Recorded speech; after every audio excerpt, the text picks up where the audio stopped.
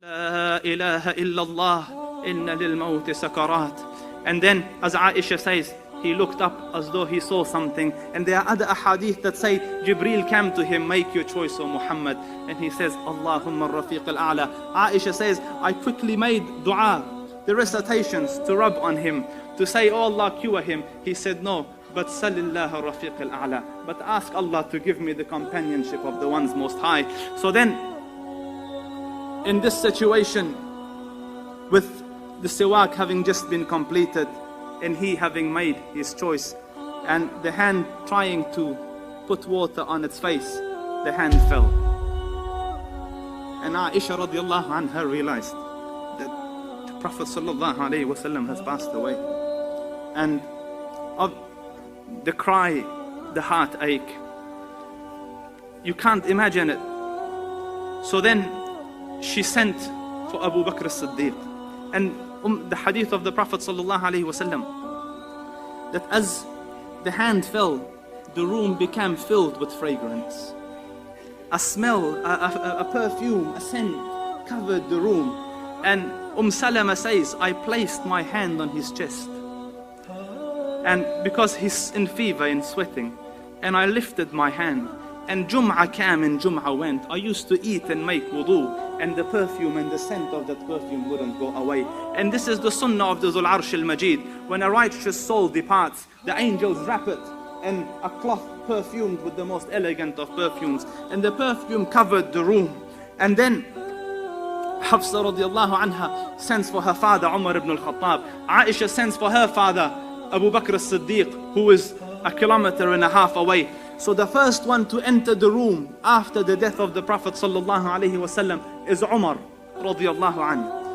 Aisha says he knocked and asked permission because it's the house of Aisha. So she says, I gave him permission, and look at the detail, and pulled my hijab over me. In the time of gham, yes, in the time of gham. Why aren't you beating yourself for Aisha? Your Habiba has passed away, because this wasn't the teachings of the Rasul. They took the gham and the hum and the difficulties with Islam, with the call that Allah Rabbul Izzah had left for them. So she covered herself. And Umar came with another Sahabi, and Mughira ibn Shu'bah. So he came and looked at the Prophet sallallahu alaihi wasallam, and he said, wa ghashiyah. And another, oh, so unconscious, so deeply unconscious. You were so unconscious. And then he stood up and tried to come out of the house. And Mughira said, Ya Umar, mata Rasulullah. He is not fainted, he has died. So he said, Kadhabt, you are lying. You are lying. Innaka rajulun tahushuka fitnah. You're a person that fitna has engulfed. The Prophet won't die. He has gone to his Lord and will return as Musa returned. And he will cut the right hands and the left legs of those munafiqs who say he died.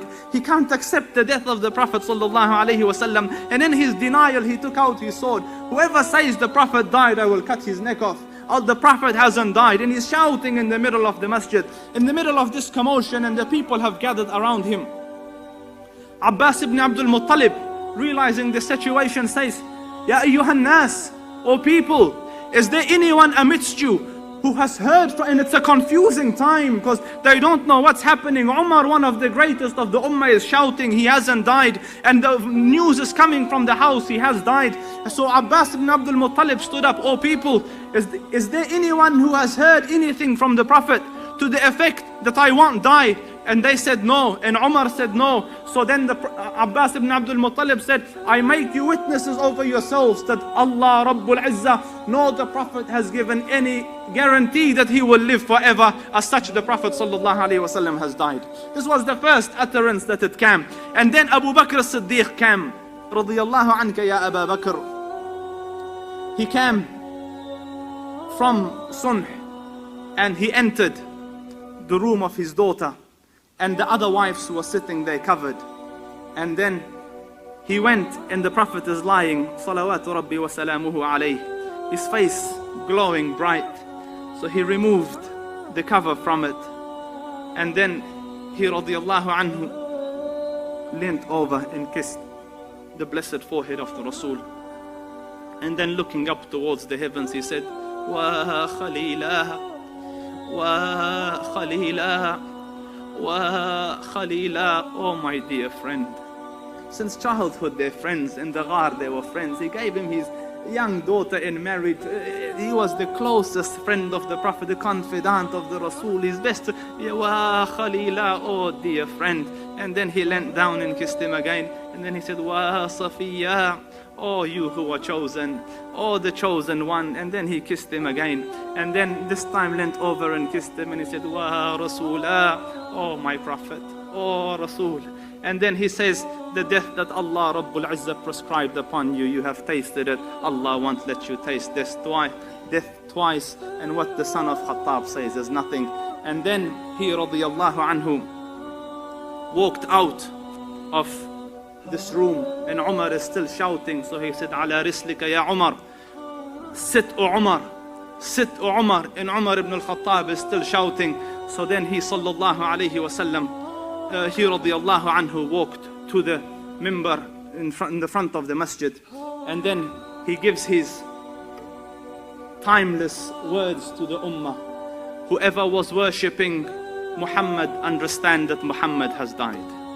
But for those of you who are worshipping Allah, understand Allah Rabbul Izzah is eternal and doesn't die. And then he read, وَمَا مُحَمَّدٌ إِلَّا رَسُولٌ قَدْ خَلَتْ مِنْ قَبْلِهِ الرُّسُلُ أَفَإِنْ مَاتَ أَوْ قُتِلَ انقَلَبْتُمْ عَلَىٰ أَعْقَابِكُمْ وَمَنْ يَنْقَلِبْ عَلَىٰ عَقِبَيْهِ فَلَنْ يَضُرَّ اللَّهَ شَيْئًا. Muhammad is not but the Prophet. Prophets have come before him. Prophets have died before him. If he dies or is killed, will you forsake the deen? Will you turn back on your heels? And then Umar says, it's as though I had never heard the verse, and hearing it he fell.